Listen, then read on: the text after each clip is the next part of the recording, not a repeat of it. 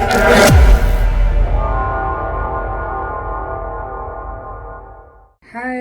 नमस्कार। आज मैं फिर से हाजिर हूँ अपना वही पुराना शो लेकर, द इमारत show. Hi, this is Imara and my show pure history. इतिहास सब कुछ कहता है, ना कह के भी वो सब कुछ कहता है। क्या कहता है? इसके लिए इतिहास को जानना बहुत ज़रूरी होता है। हर चीज़ इतिहास है। आज मैं बात करने जा रही हूँ कि वो कौन थी। वो कौन थी, किसके लिए थी, क्यों थी, क्यों जी रही थी? क्या वो खिजा थी, या बहार थी, या बारिश की बूंदे? क्या थी वो? अनजान अनजान शख्स। पूरी दुनिया के लोग उसे चाहते थे, पर क्या वो उसे जानते थे? उसके बारे में जानते थे? नहीं। तो क्या चाहने में और जानने में फ़र्क होता है? हाँ, फ़र्क होता है। इंसान को चाहना और उसके बारे में जानने में आसमान ज़मीन का फ़र्क होता है।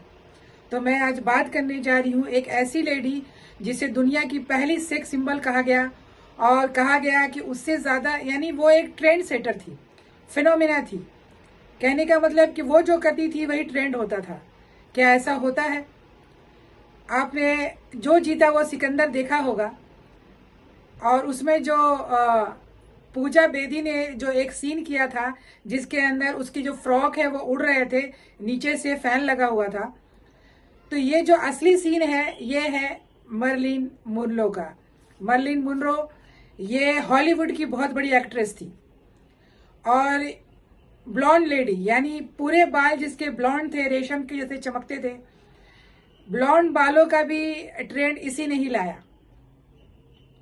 ये इतनी खूबसूरत थी कि इसकी खूबसूरती को बयान करना किसी शायर के भी हाथ में नहीं है। ये बहुत खूबसूरत थी, पर इसे खुद पता नहीं था। इसका कहना था कि जब मैं छोटी थी तो मुझे कभी किसी ने नहीं कहा कि तुम सुंदर हो। ये गलत है। हर बच्चियों को, छोटी बच्चियों को हमेशा कहना चाहिए कि तुम सुंदर हो। इससे उसका जो आत्मबल है, उसका जो सेल्फ कॉन्फिडेंस है, बहुत ज़्यादा बढ़ेगा। जो उसके साथ गुजरा वो कभी नहीं चाहती थी कि दूसरे के साथ गुजरे। एक ऐसी शख्सियत जिसने पूरे दुनिया में एक ऐसा नाम कमाया, इज्जत कमाया, पैसा कमाया, पर उसको खुदकुशी करनी पड़ी। क्या खुदकुशी किया उसने या उसका मर्डर हुआ? ये आज तक सस्पेंस है कि आखिर उसने, उसके जैसी लेडी ने खुदकुशी क्यों की, और खुदकुशी नहीं की तो उसका खून किसने किया? वही कहा जाता है कि हर इंसान का जो मौत है वो अलग होती है। कोई गोली से मरता है, कोई जहर खा के, कोई कुछ करके, पर जो जज्बातों से मरता है, यानी ये एक ऐसी मौत है जिसमें मर्डरर पहचाना नहीं जाता है। वो दिल पे चोट लगती है और इंसान बेजार हो जाता है, और बेजार होने के बाद वो मौत को गले लगा लेता है। तो मैं बात करने जा रही हूँ मैरिलिन मुनरो। इसका असली नाम था नॉर्मा जीने मॉर्टेंसन। तो इसका जो नाम पड़ा है मर्निल मुनरो, ये कैसे पड़ा? ये ऐसे पड़ा कि जब ये धीरे धीरे आगे बढ़ी और बड़ी हीरोइन बनी, तो 20th फॉक्स सेंचुरी जो हॉलीवुड का सबसे बड़ा जो एक ब्रांड है, उसने ही, उनके डायरेक्टर ने ही इसे नाम मैरिलिन दिया, और इसका नाम जेने उन्हें जमा नहीं। और मुनरो जो है इसका जो मैटरनल नेम है, यानी इसके नानी का सरनेम था, और उसने अपने नाम में लगाया। इसका जन्म हुआ था 1 जून 1926 को कैलिफोर्निया में, और इनकी मृत्यु हुई 4 अगस्त 1962 को लॉस एंजल्स में। तो सिर्फ 36 साल के एज में ये मर जाती है। सिर्फ 36 साल के एज में इस खुदकुशी कर लेती है। इसने 3 शादियां की, 3 शादियां, और कई दोस्त और बॉयफ्रेंड भी होंगे। 3 शादियों में इसने बार बार इसका डिवोर्स हुआ। सबसे पहले हस्बैंड इनके थे जेम्स डॉटी, 1946 में इसकी पहली शादी हुई। दूसरे इसके हस्बैंड थे जॉय डिमैग्जियो, 1955 में इनकी दूसरी शादी हुई। फिर तीसरे हैं आर्थर मिलर, 1956 में, और 61 तक ये रहे, और 62 में तो इन्होंने आत्महत्या कर लिया। तो आखिर इनकी जो कहानी की शुरुआत होती है वो बहुत ही दयनीय, दर्दनाक कहानी की शुरुआत होती है, कहा जाता है कि जब ये छोटी थी, ये पैदा हुई, तो इनके माँ की दिमागी हालत जो है वो सही नहीं थी, और दिमागी हालत खराब होने की वजह से एक बार नहीं, 2 बार नहीं, 3 बार उसने अपनी बेटी को जान से मारने की कोशिश की और उससे बचाया गया। ये शायद उसको खानदानी बीमारी ऐसा लोग कहते हैं, पर ऐसा नहीं था। वो शायद उनकी माँ जो है वो डिस्टर्ब थी, और इसके वजह से फिर इसको जो है वहां से बचाया गया। पहले पड़ोस में रखा गया, उसके बाद फिर इसे अनाथ आश्रम में डाला गया, और अनाथ आश्रम में ही ये बड़ी हुई, क्योंकि इनकी माँ की दिमागी हालत सही नहीं थी, और इनके पिता कौन थे, कहाँ थे, किसी को कुछ पता नहीं।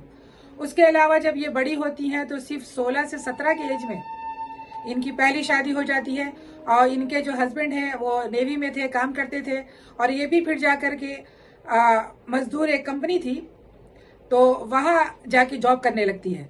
जॉब करने के बाद दोनों हस्बैंड वाइफ वहाँ जॉब कर रहे थे, तो एक बार ऐसा हुआ कि वहाँ पे कोई फोटोग्राफर आए सारे मजदूरों का पिक्चर खींचने, तो इन्होंने भी अपनी पिक्चर खिंचाई। तब इन्हें पता चला कि ये इतनी खूबसूरत है और इनका फेस इतना फोटोजेनिक है, यानी इन्हें खुद पता नहीं था कि ये इतनी खूबसूरत है और इनका फेस इतना फोटोजेनिक है।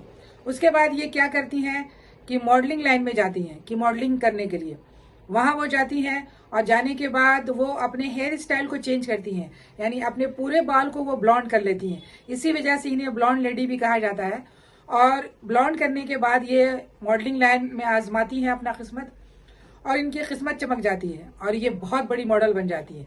धीरे धीरे धीरे ये बहुत आगे बढ़ती हैं।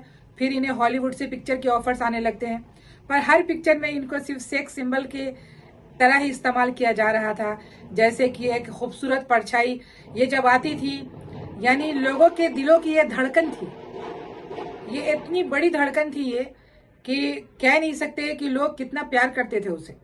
और कई बार इन्होंने न्यूड फोटोशूट भी निकाला था, वो मॉडलिंग का एक जरिया था और ये मॉडलिंग करती थी, इसी वजह से इनका पहला डिवोर्स भी हुआ था। उसके बाद धीरे धीरे ये इतना आगे बढ़ गई कि आसमान छूने लगी और पूरे दुनिया में इतना नेम फेम और पैसा हो गया और हर लोग इन्हें चाहने लगे। पर इनको एज ए एक्टर को एक्सेप्ट नहीं कर रहा था, बस इनको चाहते थे कि ये एक मूर्ख लेडी है, यानी एक सेक्स सिंबल है, सिर्फ आओ और अपने बॉडी की नुमाइश करो और हट जाओ। पर इन्हें पसंद नहीं आया और इन्होंने एक्टिंग के क्लासेस भी लिए और कुछ फिल्मों में इन्होंने एक्टिंग भी की और अच्छा काम किया इन्होंने, पर लोगों को शायद पसंद नहीं आया। सिर्फ पसंद आया तो इनका फेस और इनकी बॉडी और इनका ग्लैमर। तो इस हिसाब से बहुत ज्यादा लोग इनके चाहने वाले थे, और चाहने का मतलब कि लोग इस कदर पागल थे। बहुत सारी चीजें इन्होंने ट्रेंड किया और बहुत सारी चीजें लिखी गई। इन पे एक किताब लिखी गई है, जिस किताब का नाम है Marilyn at Rainbow end sex lies murder and the great cover up, और इनके जो राइटर हैं वो है डॉर्लिन पॉटर। तो इन्होंने ही इनकी किताब लिखी, और किताब लिखने के बाद जो है इनको बहुत अच्छा, मतलब इनके बारे में लिखा, सारी चीजें इनके बारे में लिखी। उसके अलावा जो है इनका नाम अमेरिका के राष्ट्रपति के साथ भी जुड़ा, यानी अमेरिका के राष्ट्रपति जो थे उनके साथ भी जुड़ा, कैनेडी, और कैनेडी परिवार के साथ इनका नाम जुड़ा। उसके अलावा जो है और भी बहुत सारी चीजें हैं। तो एक बार प्रेसिडेंट की जो बर्थडे पार्टी थी चल रही थी, और बर्थडे पार्टी 1955 में हो रहा था, तो प्रेसिडेंट के बर्थडे में मर्लिन मुनरो जाती हैं, और जाने के बाद जो है वो वहाँ पे जो है बहुत अच्छा शो पेश करती हैं, और खुद वो स्टेज पे जाके happy birthday to you, happy birthday to you mister राष्ट्रपति बोलती हैं। तो इस वजह से पूरी मीडिया ने, पूरे मैगजीन ने हर कवर पे उसको ही छापा कि इनका जो रिलेशन है वो कैनेडी के साथ है, और इस वजह से ये और ज्यादा यानी फेमस है या नोटोरियस है, यानी बदनाम, नाम और बदनाम दोनों हो रहा था। इनकी बदनामी बढ़ रही थी, इनका नाम खराब हो रहा था। तो लोग ये कहते थे कि ये हर कोई, यानी हर लोग चाहता है और सबके साथ ये रहती हैं। तो कहने का मतलब ये है कि ये इतना आसान नहीं है। हाँ, इनको भी प्यार हुआ होगा, ये चाहती थी ये चीजें। फिर ये राष्ट्रपति के जो भाई थे बॉबी कैनेडी, उनके साथ भी नाम जुड़ा।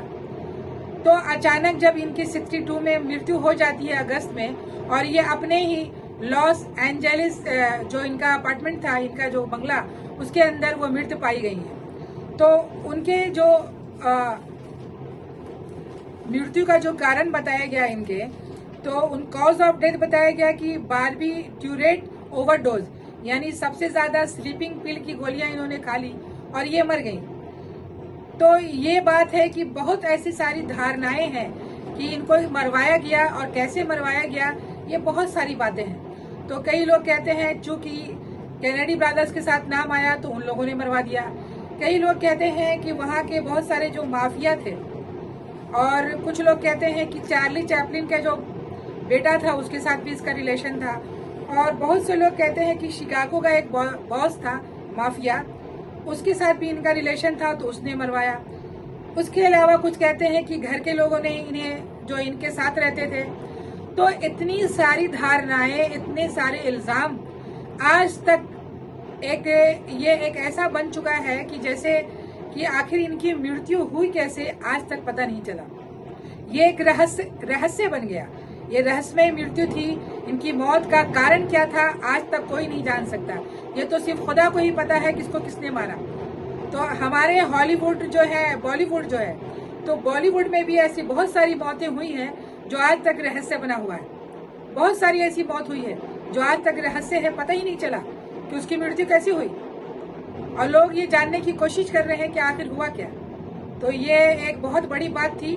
एक ऐसा सितारा जो आसमान में चमक रहा था और सबको रोशनी दे रहा था, और रोशनी देने के बाद लोगों ने क्या किया कि उस सितारे को तोड़ के गिरा दिया, यानी उसे चमकने नहीं दिया।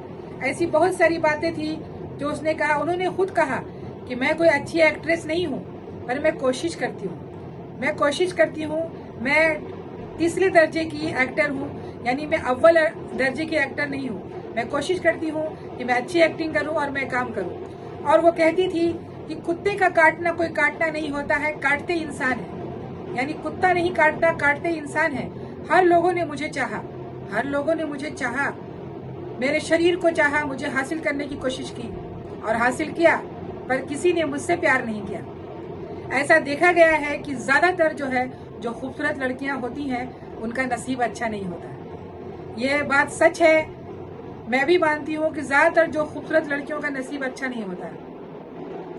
जो वो डिजर्व करती हैं उनको बहुत मिलता नहीं है, और वो पूरी जिंदगी अकेली रह जाती हैं, एक सच्चे प्यार और अच्छे दोस्त की तलाश में रह जाती हैं। ये ऐसा देखा गया है, हर जगह पर देखा गया है। ये ऐसा क्यों होता है? शायद खूबसूरती में ही कोई श्राप लगा हुआ रहता है, जिसके वजह से उनको ये खुशी नहीं मिल पाती है। तो इस ढंग से मर्निल मुनरो की मैरिलिन मुनरो, ये इनका नाम रखकर एक आसमान में चमकता हुआ सितारा, ऐसी खूबसूरती। भारत में मधुबाला को कहा जाता था। मधुबाला की लाइफ भी ऐसी हुई, वो भी बेचारी 30 और 32 के एज में चली गई। तो हर जगह ऐसी ट्रेजेडी होती रहती है। वही कहा जाता है कि क्या बताऊं कि कहाँ जख्म है, जहाँ हाथ रखोगे वहाँ जख्म है। तो जख्म कहाँ है और कहाँ तक बताऊं? हर जगह पे जख्म है और कहाँ से छुपाऊं? तो इस ढंग से मैरिलिन मुनरो का देहांत हो जाता है, और एक दुनिया का एक चमकता हुआ सितारा, एक रहस्य, यानी वो खुद तारा बन जाती हैं और आसमान में चली जाती हैं। तो मैं अपना शो खत्म करती हूँ। धन्यवाद।